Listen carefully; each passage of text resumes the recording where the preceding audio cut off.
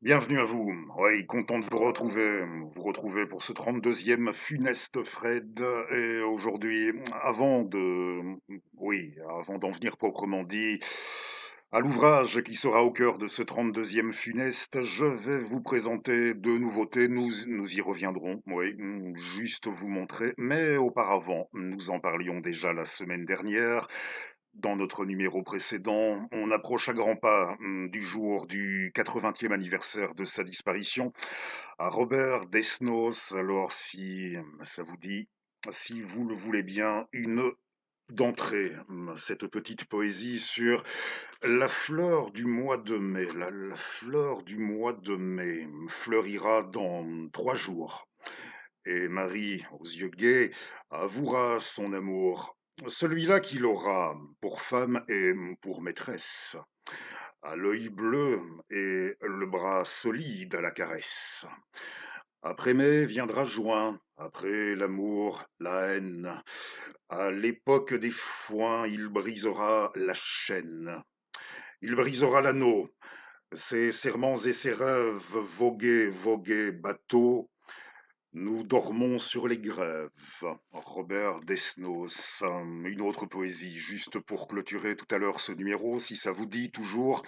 Oui, les deux nouveautés, je viens d'évoquer à nouveau le 80e anniversaire pour Desnos, et on approche aussi, ce sera le 1er de juillet, le centenaire de sa disparition à Éric Satie. Alors, deux livres, d'abord celui sorti cette semaine, un inédit. Texte inédit que l'on doit à Monsieur Christian Vasselin, un inédit dans la collection des billots en poche, en format de poche de la NRF. En folio biographie, c'est Éric Satie de Monsieur Vasselin. Voici.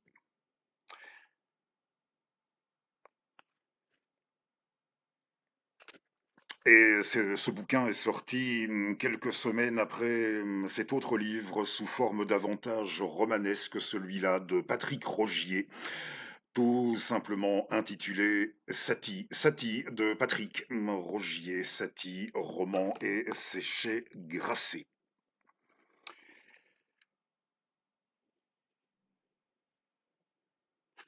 Le 1er juillet 1925, Éric Satie nous quittait et je vous donne rendez-vous, d'ores et déjà, je vous donne rendez-vous, ce sera dans le dernier funeste de juin prochain. Au cœur de ce numéro, disais-je, un livre chez nos amis de chez Delga.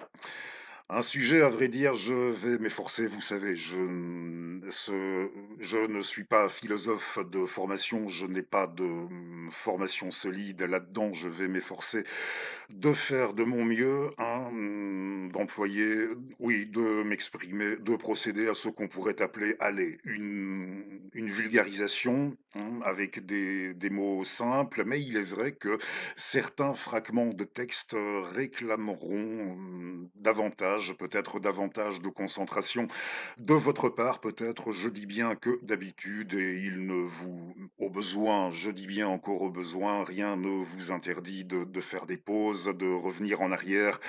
Oui, Requiem, je disais la semaine dernière, le livre de Kant que je vous avais montré, pas pour les gamins davantage, ce Requiem. Requiem pour la French Theory que nous devons à un trio.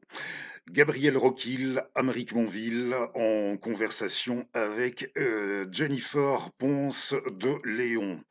Un Français et deux natifs américains. Oui, deux invités des USA. À vrai dire, Jennifer est plutôt là pour arbitrer la discussion, nous allons dire, l'invité, et nous y reviendrons dans le courant du numéro. J'aurai l'occasion de vous expliquer pourquoi il s'est penché à partir d'une époque là-dessus, ou sous un angle nettement différent de celui qu'il avait pu embrasser au départ, hein, notre ami, notre camarade Gabriel. Requiem pour la French Theory. Alors, votre serviteur, est-ce qu'on trouve à son domicile des livres d'auteurs de ce qu'on a appelé la French Theory? Entendons-nous bien, il n'est pas question ici, et je ne pense pas que c'était le but de nos auteurs non plus, de vous éloigner, de vous dissuader, non. Pour ça, non, de vous dissuader d'entreprendre la lecture des auteurs regroupés sous cette appellation. French Theory, il faut également, il faut sans doute aussi reconnaître, oui, hein, sans trop m'aventurer, il est possible que certains aient écrit leurs textes et rédigé leurs bouquins en toute bonne foi, sans se douter de la manière, du degré avec lequel leurs travaux allaient pouvoir être jugés bons à corroborer les desseins, les projets, les ambitions de certaines grandes puissances. Oui, certains ont pu, il va sans dire, ne serait-ce qu'au départ, tout du moins au départ, ou dans l'absolu, œuvrer en toute bonne foi, sans se douter non plus de la manière dont ce qu'ils avaient mis en marche allait pouvoir les dépasser, hein. Et il n'est pas exclu, ce n'est pas davantage exclu qu'on ait pu, à partir d'une époque, de même déformer leurs propos, leurs écrits, leurs messages, ainsi qu'il en est question de nos jours autour du débat, vous savez, le débat autour de la déconstruction, de la question de la déconstruction. Je tenais tout de même à faire ces petites précisions. Donc, ce n'est pas un numéro d'inquisition, hein, ni ce bouquin, ni ce numéro à notre modeste niveau, ni ce numéro de Funeste Fret. Oui, si vous venez chez moi, vous trouverez des bouquins d'auteurs qui sont associés à ce courant intellectuel. Hein, je peux vous montrer déjà celui-ci, c'est le plus ancien. Je pense que c'est une édition originale aux éditions Minuit de 1967 de la grammatologie. Le précédent propriétaire du bouquin, lui, il l'a déjà complètement usé. Tant à chaque page on trouve du souligné, du surligné, des annotations dans tous les coins. La grammatologie de Jacques Derrida, Jacques Derrida décédé en 2004. Vous voyez, ça, c'est un bouquin de Derrida, un des plus célèbres, si pas le plus connu, sur sa grammatologie. J'ai retiré également, notez, à partir de maintenant, oui, à partir de maintenant, je ne sais pas si les livres que vous allez voir sont franchement les plus représentatifs sur le plan du fond de la dite French Theory, mais bon, je les aime bien, hein, ceux-là, je les aime bien. Je les conserve précautionneusement, comme on dit. Il y a de Jean-François Lyotard, décédé en 1998, son livre signé Malraux, sa biographie de Malraux, disponible en LGF. Oui, c'est bien. Est-ce qu'il s'est identifié en tant qu'intellectuel, ayant, il faut bien l'avouer, à partir d'un moment viré de bord, hein, c'est possible. Qu'il se fût à un moment donné projeté, et oui, une très bonne biographie de Malraux qui a fait l'unanimité à sa sortie, aussi bien chez les pro-French théories que chez ses détracteurs, ses adversaires, pour vous dire. Et il y a aussi, c'est pas la première fois que je vous le montre, hein, si vous, pour le lire, je pense qu'il vaut mieux s'être déjà intéressé, mais si c'est le cas, oui, vous serez, à mon avis, vous serez preneur là aussi sur Sacher Masoch, si vous vous êtes déjà intéressé à l'auteur de La Vénus à la fourrure de Gilles Deleuze. Gilles Deleuze qui nous a quittés pour sa part en 1995, et c'est disponible dans les petits formats aux éditions de Minuit. Là, oui, les éditions de Minuit en poche, le livre de Deleuze sur le froid et le cruel, sa présentation de Sacher Masoch. Sacher Masoch ou Sacher Masoch, c'est comme vous préférez, histoire de vous montrer quelques bouquins French Theory associés aussi à ce qu'on nomme La postmodernité. Vous savez, Robert Desnos, poète, lui, on l'a volontiers associé à la modernité. Eh bien, ce courant intellectuel de la French a été celui-là, il a été, pour courant associé à la postmodernité. Comme si nous en gros, hein, résumé en très gros, comme si pour commencer, sur le plan des arts, de la culture, nous aurions atteint un stade où nous ne ferions plus, en somme, en gros, oui, en somme, que mélanger, procéder à du patchwork pêle-mêle, mélanger un petit peu tout ce qui nous aurait précédé, tout ce qui aurait déjà été fait. Heu, Sans se soucier le moins du monde, d'adopter une ligne directrice, hein, pas de ligne directrice et surtout pas, alors là, surtout pas, hein, car on pourrait rapidement tomber sur des fumiers qui, ça pourrait revêtir un côté autoritaire, oui, dictatorial, alors surtout, oui, amener des pouvoirs qui seraient néfastes, qui seraient nocifs, alors surtout pas, d'avant-garde. C'est une des raisons pour lesquelles on désigne volontiers la décade des années 1980, comme la décade sans avant-garde qui n'a été, oui, la décade postmoderne, absolument, caractérisée sans aucune avant-garde, particulière, de la même manière qu'on a vu les ectis comme la décade de la fin des idéologies et partant, oui, pour définir encore cette postmodernité. Et c'est Jean-François Lyotard qui était le 1er à nous l'enseigner. Nous en serions arrivés à ce que Jean-François Lyotard appelait, dans son livre La postmodernité, ce qu'il appelait la fin des grands récits. Tous ces grands récits qui entendaient, vous savez, porter l'histoire en avant et en définitive, qui ne pourraient, là encore, ne déboucher que sur des pouvoirs forts, des dictatures, le totalitarisme, qui est un terme assez creux, hein, il faut l'avouer, qu'on met à toutes les sauces. Et puis, si vous y tenez vraiment à du totalitarisme, alors remontez peut-être à la déclaration la plus extrême de toute l'histoire de l'Église catholique, en l'an 1202 de notre ère, hein, une déclaration selon laquelle il n'est aucune forme de vie sur terre qui ne se trouve sous la dépendance directe du pape de Rome. Alors là, oui, peut-être. Bon, la fin des grands récits, la fin des avant-gardes, ce sont les 2 axes qu'on met volontiers en avant quand il est question de définir la French Theory et de même, hein, dites-vous bien que de même que, la French Theory, elle aura été, volontiers perçue comme, par ceux qui en ont entrepris la critique, comme ayant été, la caution intellectuelle, de la domination planétaire du capitalisme, américain, nord-américain, atlantiste, hein, voilà.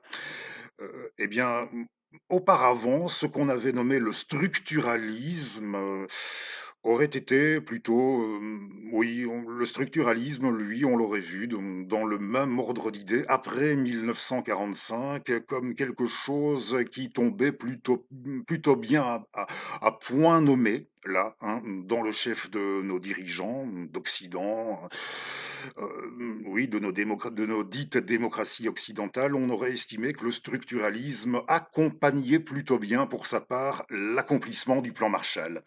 Dans le précédemment et dans le même ordre d'idées. Et je vais vous lire à présent un fragment, non pas, il y en aura quelques-uns après, mais non pas de ce bouquin, mais d'un autre auteur que nous connaissons bien. Je vous donne les références avant la fin du numéro. Oui, dans un autre livre d'un autre auteur, édité chez le même éditeur, vous verrez la couverture avant la fin de ce funeste. Le voici, mon bouquin. Alors, ceci. Qui, vous permettra, dans les grandes lignes, oui, ça fera du bien pour ce qui est, pour nous permettre d'avancer un peu aussi dans notre, numéro de manière à saisir à la fois les clés de ce qu'aura été le structuralisme sur un plan sur un plan épistémologique, je l'ai dit, pardon. Oui, j'entends sur un plan, dans l'ensemble, de l'épistémé sur un plan épistémologique pour, mieux saisir dans l'ensemble les clés de ce qu'aura été le structuralisme et des incidences qu'il aura pu... Mes lunettes, où elles sont? Je vous disais des incidences que le structuralisme, il aura pu avoir sur la postmodernité. Alors, j'y vais, tout doucement, je vous dis, aujourd'hui, c'est plus théorique que d'habitude. D'un point de vue ontologique d'abord. D'un point de vue ontologique d'abord, l'approche postmoderniste est dualiste, constructiviste et parcellaire, important pour la suite aussi, ça, parcellaire, voire morcelé. En cela, elle s'inscrit en faux par rapport au monisme matérialiste et dialectique du marxisme et sa compréhension de la réalité comme d'un tout organique. C'est donc sous cet angle que le monde social est pensé. D'abord, le dualisme ontologique pose une séparation fondamentale entre le sujet et l'objet.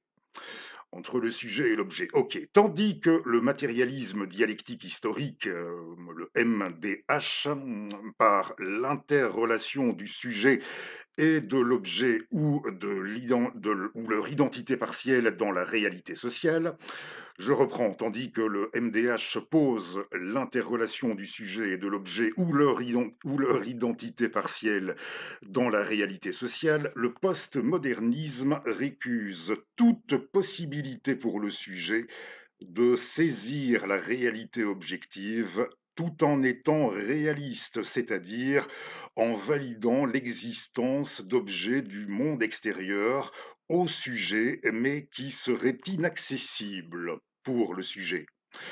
En cela, le postmodernisme est un néocantisme qui reconnaît une réalité duale dont une partie nous est nécessairement rendue inaccessible, la chose en soi. Le sujet est donc posé comme extérieur à tout processus de subjectivation et considéré comme un néant destiné à ne plus l'être, mais sans que cela ne soit jamais possible. Puisque, de fait, la seule réalité accessible au sujet est celle qu'il pense, il y a donc une dichotomie nette et permanente entre, d'un côté, la réalité objective et, de l'autre, la réalité telle qu'elle se donne à être pensée par un sujet. Dans le même temps, le postmodernisme se présente comme un anti-essentialisme, ce qui revient à dire de toute chose non pas qu'elle ne possède aucune essence, nature ou origine qui la constitue, mais que celle-ci est inaccessible pour le sujet. Cela remet d'emblée en question l'existence même d'une vérité et d'un rapport objectif sous ses formes positivistes ou bien intersubjectives, comme c'est le cas dans la conception matérialiste dialectique au monde. Il n'est, semble-t-il, possible alors que de saisir une partie d'une réalité sociale morcelée. Morcelée. Toutefois, quelque chose est bien saisi sans quoi nous ne pourrions pas en parler. On est bien d'accord, sans quoi nous ne pourrions pas en parler. Ce quelque chose se présente alors comme une médiation entre le sujet et l'objet, et il s'agit du discours. Tout tend alors à être analysé en termes de discours. C'est la théorie du discours postmoderne. Nous y voilà, la théorie du discours postmoderne qui traverse les enjeux méthodologiques de Deleuze, Foucault, Derrida, d'autres bien sûr aussi, que on aurait pu en citer bien d'autres. Ainsi, le discours, comme forme symbolique, se présente à lui comme ce qu'il est seulement possible d'approcher pour obtenir un semblant de connaissance. Alors, il y a une réduction de la totalité au discours comme seule modalité d'approche et de compréhension du monde social. Ainsi, réduction de la totalité du discours comme seule modalité d'approche. En un sens, oui, saisir le discours comme une totalité, c'est-à-dire comme une structure, un système qui nécessite et connaît par là même des invariants. C'était là l'avancée, hein, il fallait bien le reconnaître, c'était là l'avancée, du structuralisme à bon droit. Mais ce qui pose problème ici, c'est bien le réductionnisme dont on a ensuite fait preuve dans le postmodernisme. Dans le postmodernisme, le sens et les identités sont pluriels, voire multiples, et fruits de l'interaction entre le sujet et les objets dont le discours est la seule émanation à même d'être réellement pensé. Hein, je vous donne les références de ce texte. Voilà, une espèce de logo. J'y reviens dans quelques instants à cet enfermement, en somme, dans le discours, dans le langage, mais il me faut vous toucher un mot aussi du communisme. Et dès que j'en parle, oui, dès que j'en parle dans mes numéros, comprenez, sans recourir au poncif d'usage sur cette plateforme, un volontiers d'usage sur YouTube et pas seulement, hein, le YouTube de bon ton. Quand ce n'est pas avec les traditionnels poncifs, 100 millions de morts et tout le tintouin invérifiable, quand ce n'est pas démenti depuis belle lurette via les archives, c'est que c'est pas la première fois, là non plus, c'est pas la première fois que je vous en fais la confession. Je serais franchement bouffon si moi, à l'âge que j'ai, et avec oui, avec mon parcours, tout à fait, chaotique, je commençais à l'âge que j'ai et je serais sacrément bouffon si je commençais à venir oui, en me présentant comme, communiste. Voilà, votre serviteur, mais je pense que ça, vous l'avez saisi. Je ne mange plus d'un certain pain sur le plan, entre guillemets, de l'iconographie.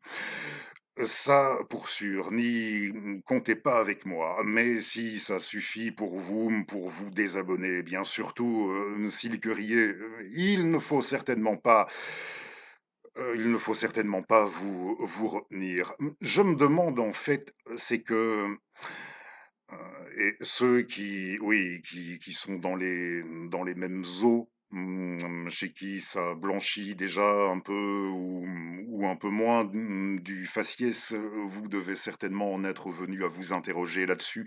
Dans les années 90, la volonté d'imposer, cette vision du communisme comme ayant été, ce communisme intrinsèquement un projet pervers, voilà, ça rencontrait encore volontiers, très volontiers, quand vous vouliez, soumettre, cette vision-là d'un communisme ayant été intrinsèquement pervers, de tout dans le même sac, comprenez, ça rencontrait encore historiquement parlant, en théorie et en pratique, enfin tout, voilà, tout dans le même sac, ça rencontrait encore volontiers, des objections. Et voilà quand en 2019, comme vous le savez, comme on l'a appris à l'époque, nos chers amis, de la Commission européenne ont proposé une résolution le renvoyant strictement, sans nuance aucune, sans discernement aucun, le renvoyant historiquement,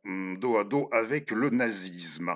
Alors comment, en l'espace de 3 décades, de 30 ans, oui, a-t-on pu en arriver là, hein? Et vous seriez peut-être tenté, de me répondre assez spontanément, le taf accompli par, des mecs, par extension, par des gens, de droite. Eh, que nenni!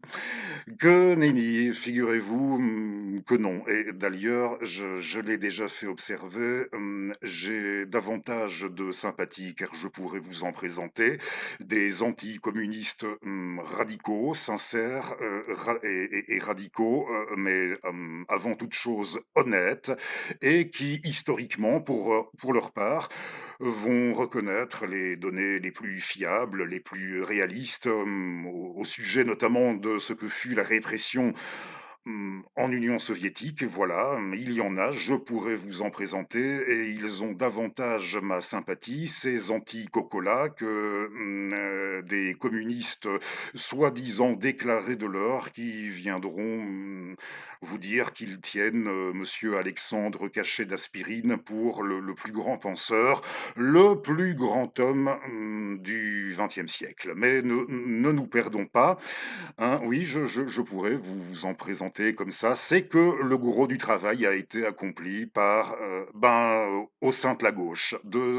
Et là, peut-être faut-il bien comprendre quand vous voulez, vous en prendre à la gauche, il faut bien savoir ceux dont on veut parler, hein, la même gauche, sans doute, qui aura travaillé dans ce sens et qui, après nous avoir scié les côtes, pareillement pendant 30 ans avec de l'antifascisme, tout à fait démago, oui, de l'antifa démago dont je vous laisse admirer les résultats concrets à l'heure qu'il est, hein, ces résultats. Pour ça, je vous les laisse admirer, allez les admirer tout à votre aise. Les mêmes qui nous ont scié les côtes avec ça pendant 30 ans et qui réclament à corps et à cri le soutien.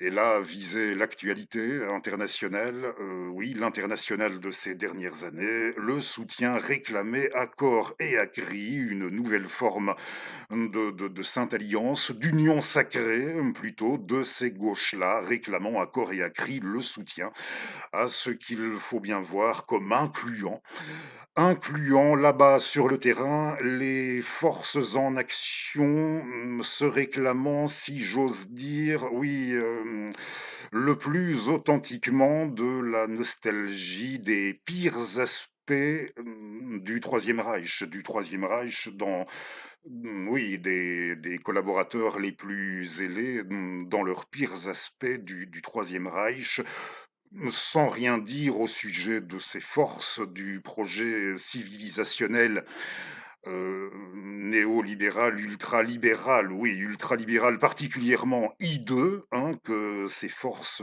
pour lesquelles ces forces, sur le terrain là-bas combattent, hein.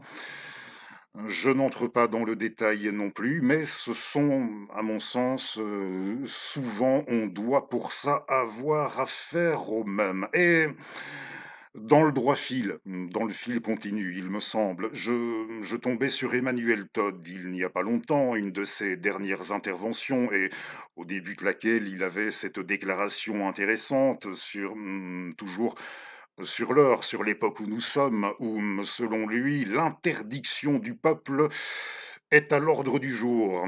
L'interdiction du peuple, intéressant ça, hein. Et il passait en revue à un moment donné plusieurs ouvrages dont qu'il avait étudiés et qui nous ont été des ouvrages ayant rencontré tout de même, oui, ayant eu une large audience dans le courant de ces dernières décennies écoulées et présenté en général comme de la littérature de gauche. Eh bien, il avait pour ainsi dire toujours le même constat. On y trouvait à la fois la détestation de l'État, la détestation, oui, la détestation littérature de gauche, la détestation de l'État, la détestation de la technologie, pour ne pas dire du progrès technologique, et également, ce qui était assez étonnant tout de même venant d'auteurs, bien souvent anglo-saxons et travaillant sur le sol, de contrées où l'on peine, assez, hein, aujourd'hui pour ce qui est de recruter de la main-d'œuvre dans certains domaines, pour ce qui est de recruter de la main-d'œuvre hautement qualifiée. Donc c'est assez étonnant, mais oui, la détestation aussi de l'éducation, un certain nihilisme éducatif qu'en France, l'ami Onfray avait d'ailleurs fait sien. Je ne sais pas trop où il en est aujourd'hui, mais il l'avait assez fait sien à un moment donné, ces dernières années, une espèce de nihilisme éducatif, de rejet assez dédaigneux du livre et des bouquins en général, venant de quelqu'un qui se targuait pour bouquin d'en avoir écrit à lui tout seul quelque chose comme 70 ou 80, je ne sais plus, mais vous savez, on ferait depuis ce coup qu'il nous a fait avec la musique pour attester de ce qu'il voyait comme le déclin de l'art musical et de l'art au XXe siècle, depuis la fois où il s'est fait le premier, oui, le premier à vouloir prendre au premier degré la pièce musicale entièrement silencieuse de John Cage. Depuis qu'il a fait ça, John, depuis qu'il nous l'a sorti, c'est là on ferait, je ne veux plus jamais entendre. Vous entendez, je ne veux plus jamais entendre parler de lui. Bon, ça pour la question de ce nihilisme éducatif qui a priori, ou en des temps, nous allons dire en des temps assez antérieurs, aurait surpris d'une gauche, venant d'auteurs se réclamant en tout cas, de la sorte. Oui, hein, je faisais allusion à cet entretien d'Emmanuel Todd et nos amis, hein, dans leur bouquin. Je ne sais pas si je vous les ai déjà présentés. Ils sont trois: Gabriel Roquil.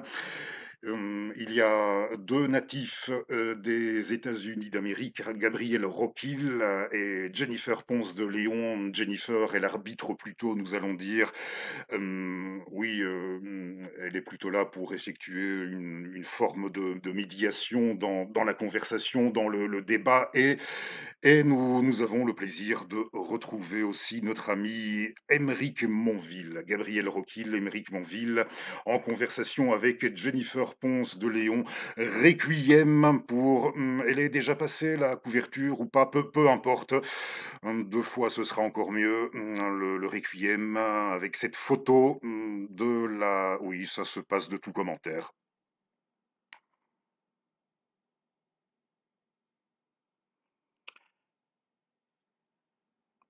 Pas besoin de commenter, je ne vous fais pas l'insulte. Eh bien, dans ce livre, on voyage pas mal et on revient sur ce qu'aura été. Et là, on n'a pas idée. Ce qu'aura pu être le rôle de la CIA, ou d'association, la plus célèbre étant le fameux, après la Seconde Guerre mondiale, le comité pour la liberté, hein, le comité dit pour la liberté de la culture, leurs interventions, les incidences qu'ils auront pu, tout, oui, le nombre de fois où on aura pu les retrouver, d'organisations, de manifestations, de publications diverses, où ils étaient d'une manière ou d'une autre, via des financements ou d'autres procédés, où ils étaient toujours d'une manière ou d'une autre, on les retrouvait derrière. Et pour évoquer une autre vidéo suivie par votre serviteur il y a peu, d'Annie Laquarise, oui, de Madame Laquarise, notre historienne. Elle revenait sur la destinée et je pense que j'irai plutôt dans le sens de son hypothèse à elle sur ce qui est arrivé au tirage de l'édition en traduction française de ce livre. Le livre, l'original en anglais, c'était Cultural War. Oui, on dit dans mon merveilleux américain, la guerre culturelle. Et en français, Qui mène la danse? Le livre de Madame Frances Sanders, sorti en 2003 dans sa traduction française, et il n'a jamais été réédité depuis, pas même encore moins d'édition en poche. Jamais depuis, ça fait 22 ans, on ne l'a jamais réédité et on n'a jamais trouvé à son sujet. Il se trouve qu'au sein des médias, de la presse, aucune recension. On ne trouve absolument, en tout cas jusqu'à une époque pour sûr, et l'interview de Madame Laquarise ne remonte pas à franchement bien loin. On ne trouvait aucune recension au sein de nos médias de cet ouvrage sur le rôle de la CIA dans la vie culturelle dans le monde occidental, dans les démocraties occidentales, une fois encore, de l'après 1945, d'où l'hypothèse de Madame Laquarise. Elle doit avoir une expérience, comprenez, des milieux éditoriaux plus lourde que celle de votre serviteur. Les exemplaires auraient-ils été, non pas, détournés, mais se serait-on arrangé pour les acheter à la sortie du bouquin directement, histoire de les mettre bien à l'abri? Je pense que je ne vous fais pas l'offense non plus d'aller plus loin. Vous avez saisi, hein, la destinée curieuse du livre de madame Sanders, Qui mène la danse? En français. Je vous mettrai les références aussi, en description. Si vous arrivez à mettre la main dessus, hein, comment dit-on? En seconde main, alors là, bravo, hein, oui, la guerre culturelle, l'histoire des et à partir d'un moment, tout ça pour dire qu'il sera difficile au vu, des documents, des archives, très difficile à partir d'un moment, de nier, comment la French Theory aura bénéficié, assez largement bénéficié aussi à partir des années 60-70 du siècle dernier, oui, pour sûr. Impossible de nier les contributions, ce dont elle aura bénéficié sur ce plan-là aussi.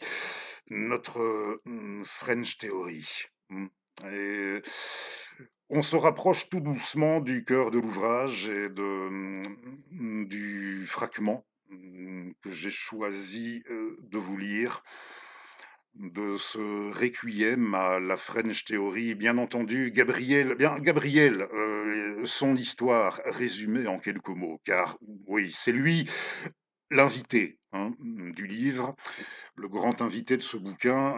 Il est originaire de l'Iowa, dans son pays, et il avait envie, issu de conditions modestes, hein, d'origine, il avait très envie d'investiguer, nous allons dire, sur les racines, les origines de l'exploitation, et il s'était tourné, il avait jugé bon de se tourner vers l'enseignement de cette French Theory qu'on lui avait présenté comme étant le plus à même de le guider sur cette voie. Et il n'a pas fait les choses à moitié, du tout, du tout. Il est venu étudier notamment en France à partir d'une époque, jusque dans les années entre 2000 et 2010. Il s'est arrangé pour l'étudier à fond, mais à fond de chez à fond, hein. Niveau formation, cette French Theory est en cours de route. Il sait assez rapidement, au fil des contradictions, oui, des contradictions auxquelles il était, confronté, il a fini par estimer qu'il y avait là-dedans quelque chose de bancal. Un petit peu à mon niveau, perso, tout à fait humble, hein. Je dis bien tout à fait humble, je ne me compare pas du tout à notre ami, Gabriel, mais à mon niveau tout à fait humble, ma propre expérience lorsque j'ai testé quelques ouvrages des auteurs apparentés à ce courant, à une époque, je me suis autorisé, personnellement à estimer qu'il y avait en effet, moi aussi, là-dedans quelque chose de plutôt bancal. Mais en gros, Gabriel a estimé que oui, il s'est rendu compte que les réponses aux questions qu'il se posait, il les avait déjà très bien, en somme, et lui étaient déjà, très bien procurées. Pour ça, c'était peut-être pas nécessaire. Sinon, comme quand on dit: «Pour critiquer, il faut connaître», voilà, et tant mieux, hein, raison pour laquelle il est, l'invité, le cerveau de ce bouquin, par rapport à son expérience, par rapport à son vécu au sein même de la diffusion, de l'enseignement de cette French Theory, mais les réponses aux questions qu'il se posait, il estimait qu'on pouvait, elles lui étaient déjà fournies par le marxisme et par extension par le marxisme-léninisme. Et c'est clair que, partant, Gabriel serait encore une fois bien plus à même que votre serviteur à vous donner nous allons dire, quelques exemples, quelques cas de figure. C'est clair que si vous avez le courage oui, de vous lancer là-dedans, vous verrez, vous serez assez rapidement confronté à des concepts qui donnent l'impression de n'exister on retombe, hein, sur ce logocentrisme, sur cette façon d'être très centré, oui, terriblement centré sur le langage. Le logocentrisme, on est confronté à des concepts dont on nous donne l'impression que finalement ils n'existent que dans le langage et pas dans, oui, sans avoir réellement, manifestement, d'existence dans l'histoire. Histoire avec un grand ou un petit H, peu importe ici, au sujet de laquelle il va, oui, il va ressortir qu'elle ne serait qu'un amoncellement de possibilités. Elle n'aurait été qu'un amoncellement de possibilités d'avoir saisi ou non, au moment où ça se présentait, d'avoir saisi ou non des libertés, hein, que ce fut pour combattre le nazisme ou ce que vous voulez. Et toujours dans ce fil historique, lorsque vous allez tomber sur des auteurs qui vont vous proposer, de le relancer, le communisme, dans la filiation de ce courant intellectuel, ce sera de préférence pour tout remettre à zéro, là encore, à zéro, de chez zéro. Oui, il faut tout reprendre à zéro, tout réinventer, comme si historiquement, dans les expériences déjà tentées, les expériences déjà pour le meilleur et pour le pire tentées, oui, je dis pour le pire et le meilleur, comme si en définitive, il n'y avait aucun aspect qui aurait pu être retenu, ne serait-ce que pour constituer, ne serait-ce que partiellement, une source d'inspiration. Non, il faut tout remettre, et oui, indéfiniment, tout remettre à zéro. Et à partir du moment où, historiquement, si on se penche sur l'histoire, on se rend compte qu'on a pu, oui, à partir du moment où on a pu être confronté en Union soviétique à un machin en biologie, on a pu être confronté à un machin comme le lysenkisme en biologie, qui avait tout de même suscité, on ne le dira pas assez, on s'arrangera pour ne pas le dire, mais qui en son temps, lysenkisme, qui en son temps avait déjà soulevé de sérieuses objections heu, au sein même, d'un parti comme le Parti communiste français à l'époque, hein, le lysenkisme en biologie, parce qu'on a eu des histoires comme ça, alors on s'est dit qu'il c'était préférable, avec pour prétexte de protéger les sciences non exactes, les sciences humaines, dans l'intention, disait-on, de les, protéger. Il fallait mieux désormais, à partir d'une époque, faire totalement fi de ce que le marxisme, tout de même, hein,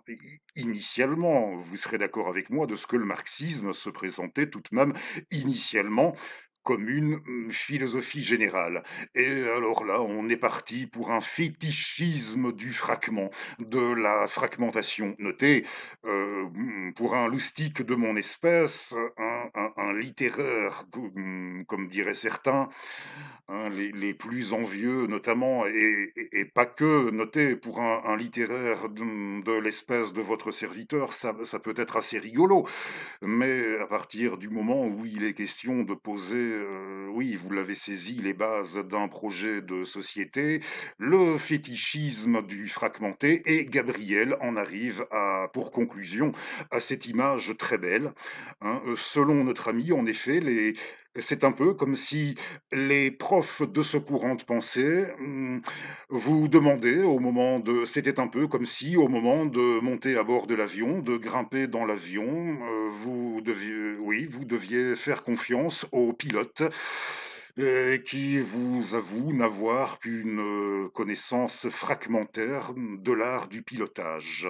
Vous devez lui accorder confiance, donc voilà, je pose la question, hein. Nous, parlions de ces grands récits, qui auraient fait leur temps quand ils ne seraient pas tout à fait discrédités, car conduisant beaucoup trop à des pouvoirs néfastes et totalitaires, à la destruction, à la mort. Bon, avec l'image très belle, cette allégorie très belle de la confiance accordée aux pilotes. Je vous laisse un petit peu cogiter tout ça, et histoire de voir ce qui serait somme toute le plus rapidement susceptible de déboucher, oui, dans certains contextes venus, dans la destruction, là oui, dans la destruction et dans la mort, je ne sais trop, hein. Et le fragment que j'ai sélectionné, là, c'est un texte de notre ami Émeric Monville. Vous savez, notez, hein, j'apprécie beaucoup, j'ai beaucoup apprécié aussi la prose de Gabriel, et notamment lorsqu'il revient sur son vécu, ses jeunes années, sa formation, son expérience. Ça m'a franchement passionné. Et histoire de retomber sur, oui, au vu de tout ce dont nous avons déjà, si j'ose dire, disserté aujourd'hui, la période charnière, si l'on devait en élire une, de mai 68. Mmh. Le point en regard, de tout ce dont nous avons parlé et de l'épopée, funeste peut-être au bout du compte, hein, je ne me prononce pas, je vous laisse juge. En tout cas, nos amis ont intitulé leur livre, ça dit bien ce que ça veut dire, Requiem. Requiem de la French Theory. Je vous laisse juge, dans l'absolu. Et nous partons pour, oui, nous retournons en 1968, et à condition d'aller à la bonne page. Oui, bah, c'est la bonne. Dans 1968, pardonnez-moi, je veux pas. Oui, voilà, voilà. Non, je n'étais pas à la bonne page. Pardonnez-moi. Émeric Monville. À un moment donné, on l'interroge, hein, c'est pas bien grave si je ne fais pas lecture de la question à lui me poser dans son intégralité, c'est le point, on l'interroge sur, ce qu'il en pense aujourd'hui, hein, en regard de la thématique du livre. Le terme mai 68, nous dit Émeric Monville, présente aujourd'hui dans l'imaginaire collectif une profonde disjonction entre le signe et le sens. Le bilan de mai 68, malgré les 10 millions de grévistes, la plus grande grève de l'histoire de France, le relèvement de 35% du SMIC, c'est hélas également, car plusieurs phénomènes contraires peuvent se présenter, la défaite ou, à tout le moins, le recul des deux forces de la résistance, le gaullisme et le communisme. Avec les conséquences délétères que l'on sait, la France s'enfoncera toujours plus dans l'asservissement au pacte atlantique et à ce qui allait devenir l'Union européenne, avec à la clé la perte de souveraineté, la désindustrialisation massive, la sortie de l'histoire.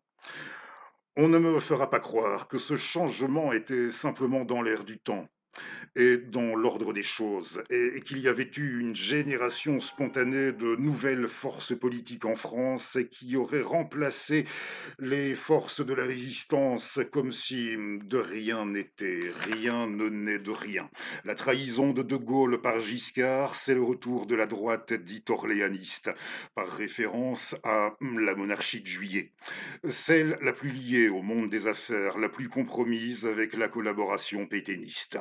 La mise en selle de Mitterrand et de son évincement du Parti communiste au sein de la gauche, c'est l'assomption d'un personnage louche. On sait que Mitterrand était le beau-frère d'Eugène Deloncle, le chef de la Cagoule, cette organisation terroriste du patronat, collaborateur des nazis.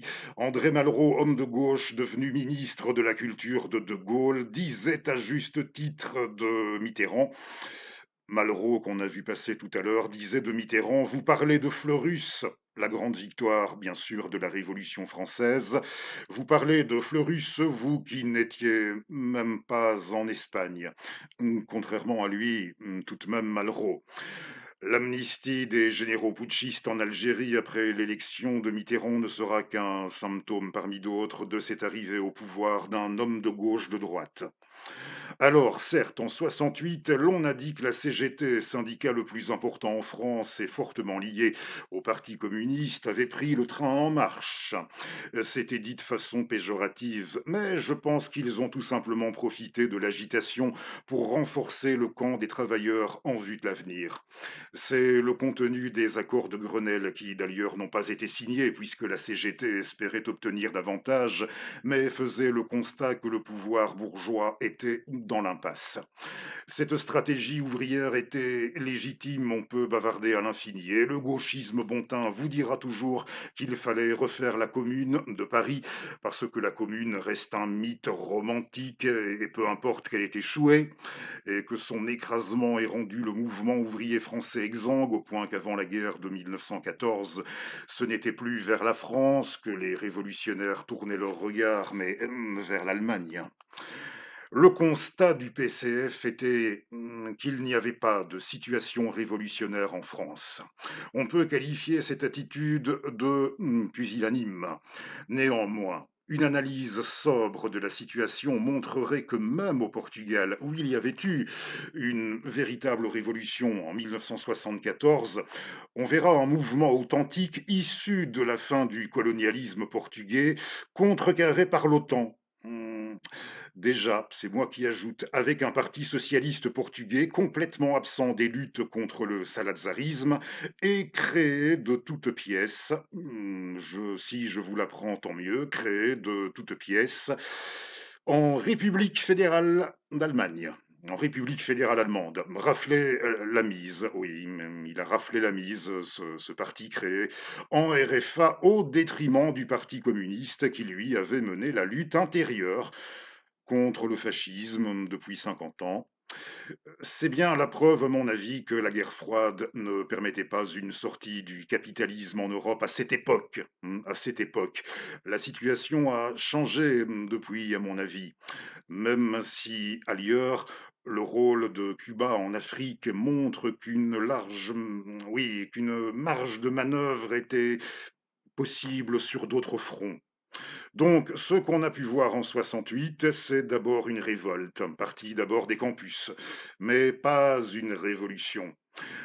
Vous savez que cette distinction conceptuelle participe de l'imaginaire français, oui, au sens où en 1789, Louis XVI aurait demandé, et nous terminerons là-dessus pour ce fragment d'Émeric Monville, Louis XVI avait demandé, c'est une révolte? Non, sire, c'est une révolution.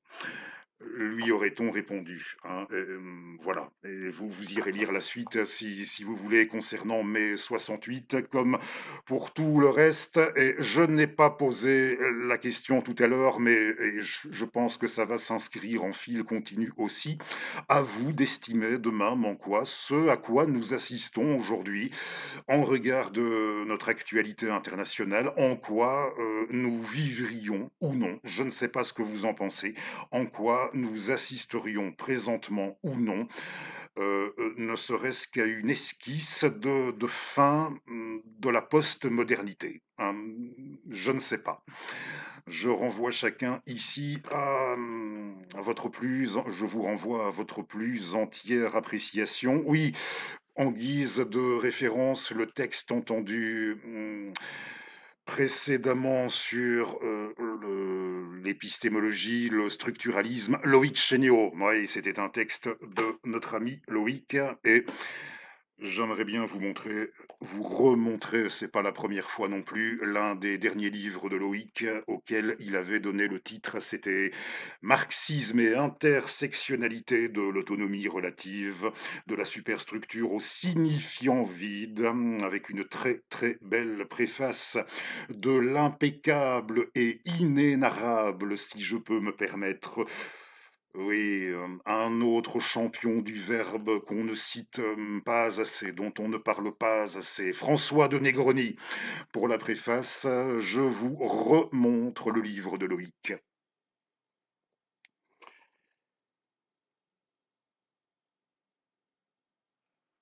Son marxisme et intersectionnalité qui était sorti aux alentours de l'an 22 de ce siècle. Voilà, je pense qu'on a fait un peu le tour, hein. Je me suis efforcé en non professionnel de la philo de vous résumer un peu les grandes lignes, les grands débats, les enjeux. Voilà.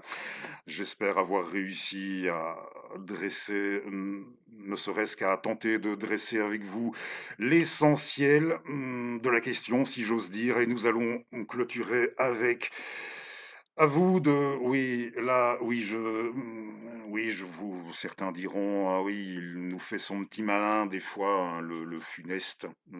Est-ce qu'il y a un lien ou non avec tout le reste?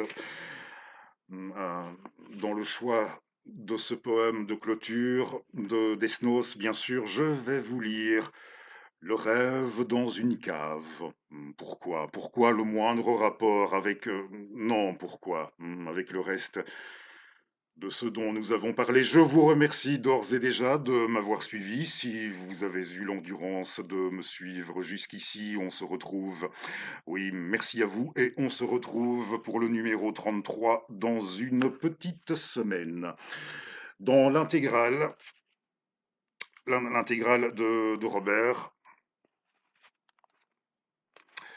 le quarto de Robert, édité, disponible depuis 99, l'année de sa sortie à la NRF, en quarto. Le rêve dans une cave, 1930. Merci à vous encore. Tant de flacons étaient brisés dans cette cave que l'odeur du vin bu par le sable montait. Comme un brouillard d'octobre au-dessus des vieux quais, et les murs salpêtrés étaient jaunes de lave. L'araignée, enfilant sa toile, balançait son ventre de goulaf, enflé par ses fumées, ainsi qu'une frégate à l'heure où la marée chapote et crève en l'ombre avec un bruit d'abcès. Belle frégate au nom fabuleux d'amoureuse, ta sirène à la proue aux cheveux bien peignés t'aurait-elle livré au croc des araignées, que tu parus soudain dans la toile et nombreuse tes voiles, que gonflaient d'infinis tes voiles, que gonflaient d'infimes aquilons, te poussaient toute blanche à l'assaut des ténèbres. Tes voiles, que gonflaient d'infimes aquilons, te poussaient toute blanche à l'assaut des ténèbres. Noire comme une mer agitée et que zèbre l'écume qui s'enroule au cou des tourbillons. Belle frégate, blanche, autant qu'une chemise, par une lavandière oubliée dans un champ, par une nuit sans astre et sur un fil séchant, belle frégate vogue aux merveilles promises, car on n'entend nul autre bruit dans ce cachot que l'eau qui pleure au sein des conduites sonores, et que le bruit de pas montant, montant encore, d'un attardé qui rêve aux douceurs d'un lit chaud. Oui, me permettez cette petite rectification, je reprends ce vers de la oui, en deuxième strophe. L'araignée enfilant sa toile balancée, son ventre de goulaf enflé par ses fumées, ainsi qu'une frégate à l'heure où la marée, et ici je me corrige, clapote et crève en l'ombre avec un bruit d'abcès. Que voulez-vous? Mon côté perfectionniste, ceux qui me connaissent le mieux me diront: On te change pas» et pour ça, tant mieux. Allez, à la semaine prochaine et merci encore, à bientôt.